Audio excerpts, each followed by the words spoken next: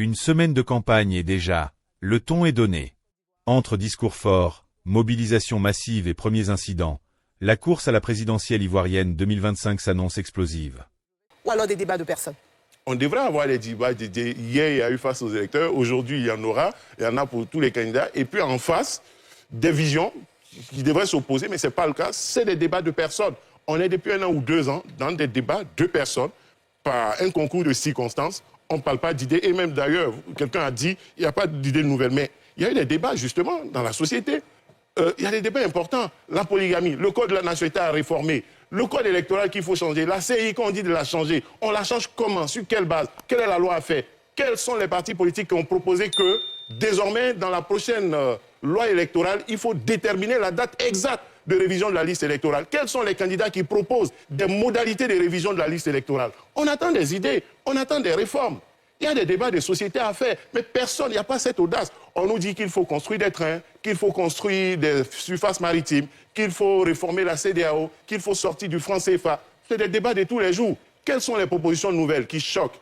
Et puis la lutte contre la corruption, c'est des recettes qu'on gagne de tout le monde, la lutte pour la bonne gouvernance. Ce n'est pas des débats nouveaux. Okay. On veut des idées qui choquent, on veut des propositions inédites qui suscitent des débats, des prises de position avec audace. Il n'y en a pas, nulle part. Et même en face, ceux qui sont absents de l'élection, ils ont passé le temps à lutter pour leur candidature et leurs préoccupations personnelles qu'ils n'ont pas été présents dans les débats d'idées. Serge Patrick de Souza. Oui, juste préciser que je suis d'accord avec lui. Ce n'est pas le cas de débattre sur les raisons ou les justifications qu'on peut trouver pour les personnes, mais je pense que c'est surtout important pour nous jeunes qui avons vécu 2010, 2011 et après 2002, de se dire que c'est un regret de voir certains jeunes qui ne vont pas voir la fin de ce rendez-vous-là. Pour revenir sur la question des débats d'idées, effectivement, on est arrivé à un stade dans le débat ivoirien où finalement on était au stade des pros.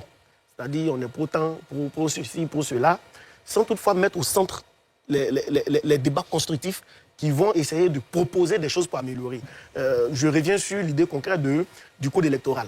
Mais voici un sujet qui a suscité beaucoup d'émotions dans la société ivoirienne.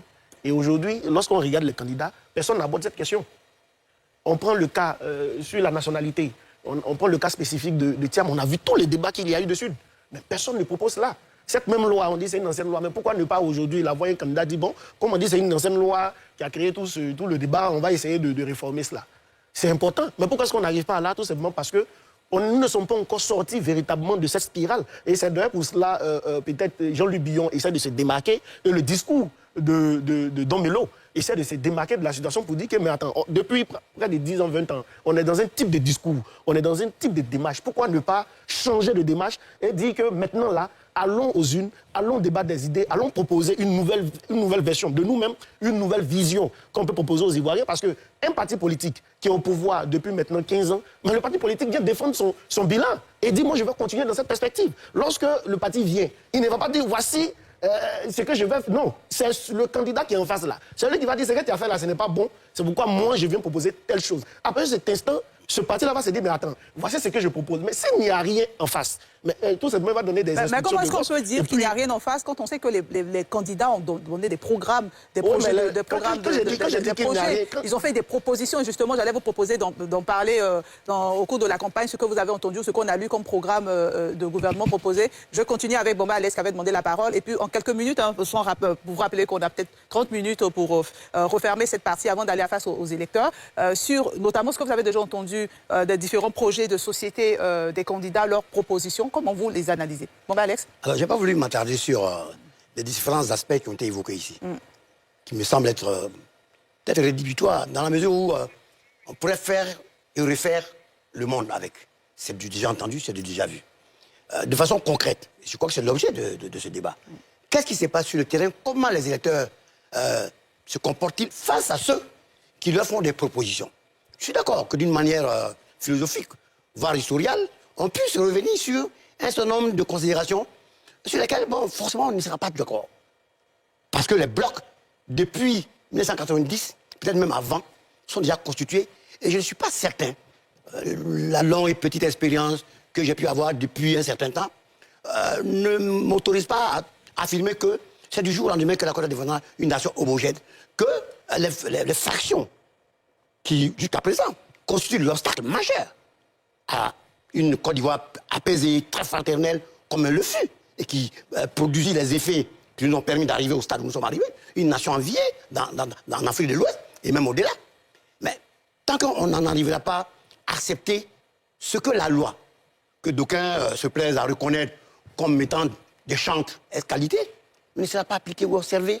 On en sera toujours à justifier pourquoi un tel a ceci, pourquoi un tel n'a pas cela. C'est l'éternelle problématique de la gestion du pouvoir, et de ce que, lorsqu'on a le pouvoir, ce que ça vous apporte.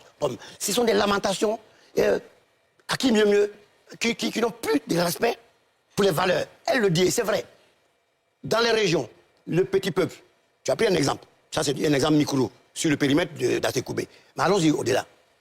Le paysan, dont la voix compte, pour élire le président de la République, qui pendant des années s'est battu, il a entendu le nom d'Alassane Ouattara, de Laurent Gbagbo, de Simone Gbagbo, de Don Melo, de Jean Lubion, qui a été dans l'équipe du président Ouattara, dès le départ, le premier gouvernement Ouattara, il a été le ministre du Commerce et de l'Industrie, me semble-t-il. Bon, mais il y a des interactions que le petit peuple, en dépit de sa bonne foi, de son intelligence pratique, ne peut pas susurrer. Parce que en politique, c'est l'art de faire et de défaire, c'est l'art où le mensonge prend tout son sens. Et je voudrais m'en excuser, les populations aujourd'hui n'ont pour Dieu à 80% que pour un homme qui s'est battu, qui s'appelle Alassane Ouattara, et qui fait ses preuves. On peut apprécier, qu'on n'est pas apprécié. Ils ont des yeux aussi pour les autres candidats, on les voit au meeting. Non, je dis 80%, donc ça veut dire que les autres aussi. Mais 80%. tel que mes deux jeunes frères partis m'amènent à résumer que, effectivement, même il y a une certaine fascination devant le déploiement de l'armada qui a été travaillé. Ce n'est pas le fait du hasard. On a conçu dans le laboratoire, ça a été pensé, ça a été proposé, mais les autres, ils n'en étaient pas empêchés. Le résultat, c'est ce qu'on voit sur le terrain. Un déploiement, alors qu'on aurait pu se dire, oui, ce sont des acquis. Mais non, en politique, il n'y a pas d'acquis définitif. Merci, Alex. Docteur merci, Evelyne. Ce que je voudrais relever, c'est que dans cette faveur, ce qu'il faut interroger, c'est la logique interne qui structure les mentalités. Parce que les électeurs, ce qui structure leur mentalité, c'est ça qui définit leur capacité de citoyen. C'est la compétence. On peut faire campagne avec des masses. Mais si la compétence n'y est pas, on va refaire les mêmes erreurs. Tout à l'heure, M. Bamba disait qu'on ne va pas refaire l'histoire. Mais en même temps, ce sont les discriminations. C'est la polarisation le problème. Quand on parle des élections, tout à l'heure, quand on évoque le cas de certains, par exemple, qui sont sortis, qui sont rentrés dans la partie politique, dans les illégalismes, c'est la crise de la citoyenneté. C'est pourquoi je dis qu'il y a une certaine expérience de la citoyenneté dans cette élection qu'il faut analyser. Pour que le citoyen comprenne les programmes, les discours politiques, il faut qu'il y ait une certaine compétence. C'est tout cela l'enjeu de la réforme de l'éducation, de la transformation structurelle de notre système éducatif pour permettre aux uns et aux autres de développer des compétences pour comprendre le jeu politique, pour pouvoir échapper à la démagogie, à la propagande politique. Parce que dans ces élections, ce qui, moi, m'importe par exemple, c'est au-delà des discours, de savoir, d'identifier ce qui relève de la propagande, ce qui relève de la démagogie, parce que le citoyen éclairé, il doit avoir une certaine lucidité. Est-ce que vous avez pu faire la part des choses? Est-ce que vous avez pu identifier moi, j'écoute bien les discours. Mais ça, c'est notre débat. J'écoute bien les discours, je regarde les propositions qui sont faites. Je dis, tout le monde n'a pas cette compétence-là de pouvoir comprendre que ce qu'on attend de nos candidats, ce n'est pas de nous ressasser ce qui a été déjà fait, c'est de nous proposer, au-delà de ce qui a été fait, ce qui doit être fait. Est-ce que vous avez lu les projets de programme des candidats? Parce que quand vous dites ce qui doit être fait, moi j'ai lu les 5 projets et il y a des propositions qui sont faites. Ils ont leur vision de la Côte d'Ivoire. Par exemple, tout à l'heure, Jean-Luc Bion va décliner sa vision pour la Côte d'Ivoire, ses rêves, ce qu'il va réaliser. Donc il y a des propositions. Quand ils sont sur le terrain, ces candidats-là, ils disent « votez pour moi parce que voici ce que je vais faire, voici ce que je décris et voici ce que je vais faire ». Et c'est là que vous verrez que ce que je dis, c'est important parce que là, on va présenter les programmes, on va présenter les stratégies, on va présenter les objectifs opérationnels, mais les indicateurs de performance, les éléments techniques qui vont permettre aux citoyens de savoir que cette promesse, une telle promesse, est une promesse qui est réalisable, ou telle promesse est une promesse de campagne, c'est là la difficulté. Et c'est là qui fait que la majorité, on échoue, parce que très peu ces éléments-là sont donnés. Ok, d'accord. Rapidement, Sylvain Debailly, ensuite, je reviens à vous, Bomba Alex. Tout à l'heure... Il nous reste un peu plus de... Oui, tout à l'heure, on a parlé de contenu, des programmes, mais à ce niveau-là, je pense qu'il y a ce que les candidats imposent à la masse et il y a ce que la société civile et toutes les composantes du peuple devraient imposer aux Ivoiriens. Tout à l'heure, là, je rejoins Alafé, qui dit qu'il y a certains sujets importants qui sont occultés. Je crois que justement, c'est cela. Et c'est peut-être fait à volonté pour masquer certaines carences, pour occulter certains sujets importants, parce qu'effectivement, quand nous avons été dans cette guerre avec la CEI, je pense qu'à l'occasion de cette campagne, le mouvement était bon, bien choisi, pour que chaque candidat puisse nous proposer ce que devrait être la CEI de demain. Parce qu'on a une CEI beaucoup confligène. Que faire pour avoir une CEI qui soit à la hauteur des défis futurs?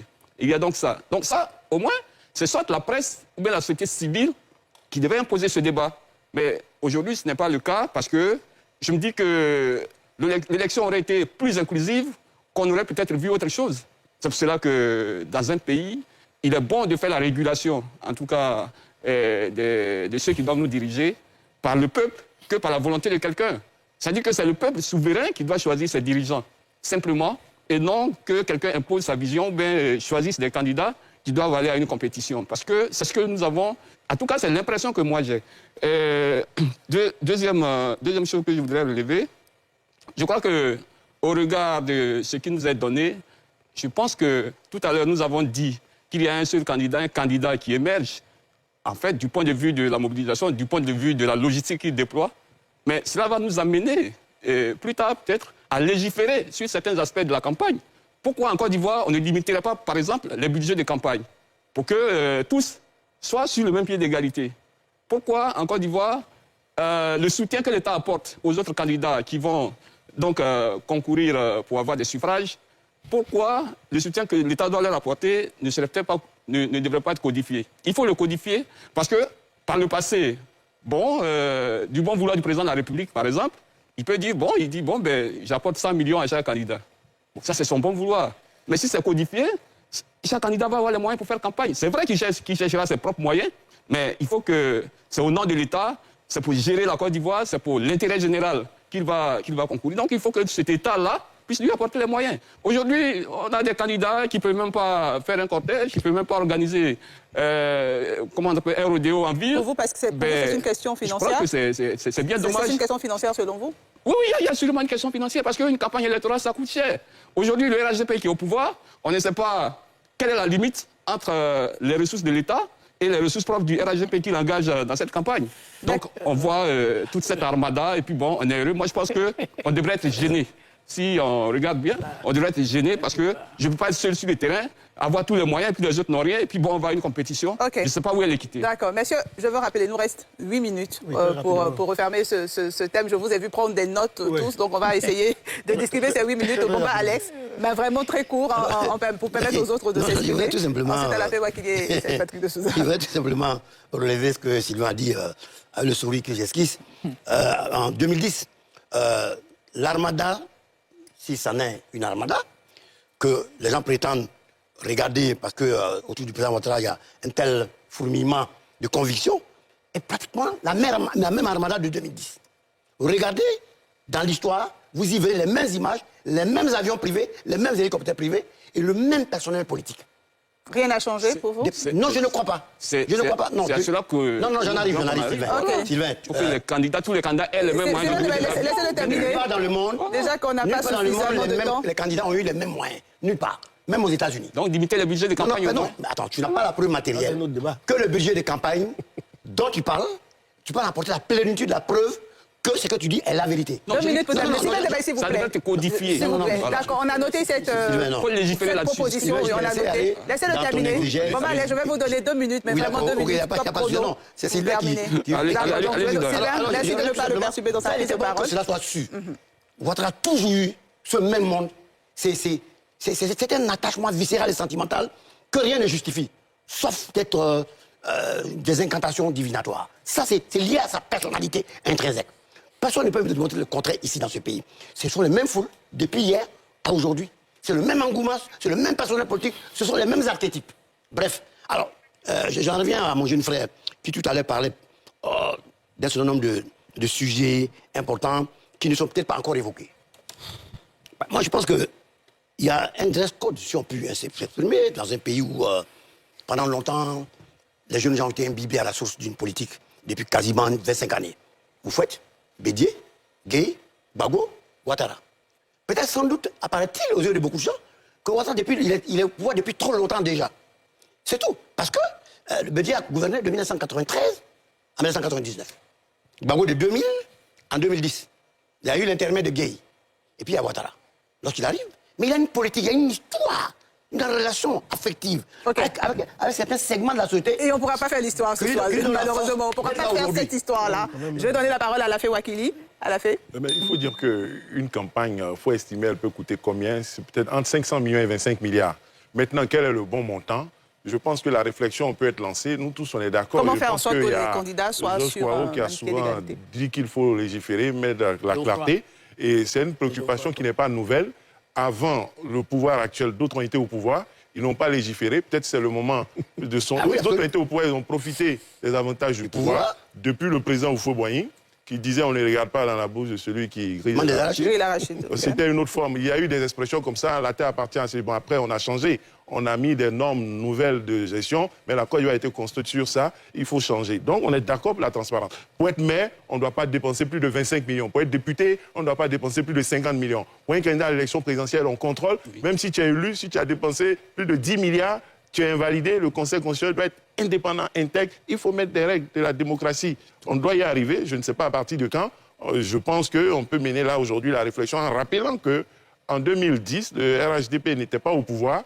Ni le PIC, ni le RDR, et le camp Gbagbo était au pouvoir avec les mêmes moyens, mais apparemment, ça n'a pas suffi face à l'opposition qui n'avait pas les moyens de l'État. Cela signifie que l'alternance reste possible. Au Ghana, l'opposition n'avait peut-être pas les moyens du pouvoir. Dans d'autres pays, au Bénin, Talon, cet homme d'affaires riche, mais lui qui était au pouvoir à l'époque a perdu. Donc, il ne faut pas désespérer de la capacité des peuples et de la capacité des partis politiques à mobiliser les ressources, même quand ils ne sont pas à la tête de l'État.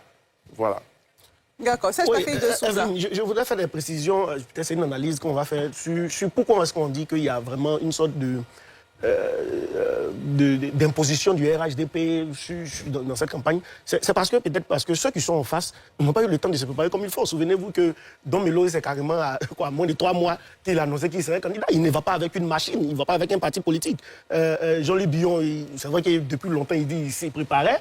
Mais je vais dire, il a pris près de 6-7 mois de l'année à débattre sur la question de est-ce qu'il sera candidat du PDCI ou pas. Et aujourd'hui, il va sans vraiment une machine politique. Sans l'appareil du PDCI. On a Simon Névé Gbagbo, bon, son parti vient de naître. Bon, je vais dire que, voilà, face à cela, il y a le RHDP qui est véritablement implanté et qui a des lieutenants. Quand on a quelqu'un comme Pierre Sangafoa à Korogo, qui entretient la base militante pendant combien d'années, qui arrive à rassembler près de 2000 secrétaires des sections à qui il parle ouvertement, quand on a peut-être Dao Paulin qui entretient 2000 veuves à Tekoubé. Mais on ne va pas s'étonner que quand il veut sonner la mobilisation, ces derniers la viennent. Mais face à cela, qui est autour de Jean-Louis Billon, qui est autour de Don Melo? Ce sont des Ivoiriens, des volontaires qui travaillent effectivement toutes les fois qu'il y a des mobilisations. Les gens viennent comme ils peuvent venir, mais après, c'est tout ce qui fait la différence. C'est pourquoi, à l'entame de mon propos, j'ai dit, j'avais quand même un pincement au cœur que je ne voyais pas le PDCI, puisque c'est une question de machine politique, c'est une élection présidentielle. C'est pas une élection locale où on va dire, bon, c'est une petite... Non, présidentielle, c'est toute la Côte d'Ivoire, avoir la capacité dans le maillage d'être représenté dans chaque village et hameau. Et la seule chose qui peut te permettre d'avoir cela, c'est un parti politique implanté. Et ils n'ont pas ces appareils-là. C'est ce qui vient justifier d'ailleurs qu'ils n'ont pas la capacité peut-être de remplir le stade Félix Houphouët-Boigny. À un meeting, là, on a vu, il y a 2 meetings, jeunesse et femmes, au stade Félix Houphouët-Boigny. Ils n'ont pas la capacité peut-être d'aller à Gagnoa, de remplir le stade Victor Baka-Bouda. Ils sont des partis qui existent. Et il faut noter aussi qu'à Gagnoa, le maire, il est RHDP. Quand tu arrives à Korogo, le maire député RHDP. Quand tu arrives à... Je suis bien obligé de reprendre la parole. Enfin, c'est vraiment ça qui justifie. Vous donnez les 2 dernières petites minutes à Dr. Kwasi. Merci bien. Je voudrais donc commencer par la chute de Souza. Voyez-vous, ce sur quoi je veux insister, c'est que c'est cette conviction qu'on a que le parti au pouvoir, voilà, la majorité. Souvent, quand vous écoutez les discours politiques, il y a des menaces. Si vous votez, si vous ne votez pas, on gagne. Si on gagne, vous n'en avez rien. C'est pourquoi je dis aussi longtemps que les citoyens ne développeront pas cette compétence politique pour pouvoir faire savoir à l'homme politique que ce n'est pas l'individu, ce n'est pas parti, mais c'est le projet de société. C'est ce qui engage la responsabilité collective, l'avenir qu'il faut voter. On va toujours se leurrer dans cette masse populaire-là, et puis on va faire de l'impolitique. Aujourd'hui, le parti au pouvoir à la majorité, quand on rappelle l'histoire 2010, mais ce n'est pas parce que hier, ça n'a pas été bien fait qu'aujourd'hui, il faut faire de même. D'accord. Ce que je veux signaler, c'est qu'il faut insister pour que les citoyens ivoiriens aient cette compétence, et c'est ce qui va nous éviter la partie politique des illégalistes. Nos élections seront des élections équitables. On vous a bien compris, merci. Docteur Moudou, on va aborder la deuxième partie de cette émission avec Face aux électeurs. Le candidat Jean-Louis Billon aura 90 minutes pour... Et vous, quel candidat vous semble avoir pris l'avantage après cette première semaine? Dites-le nous en commentaire et abonnez-vous pour suivre toute l'actualité politique africaine sur Info Afrique.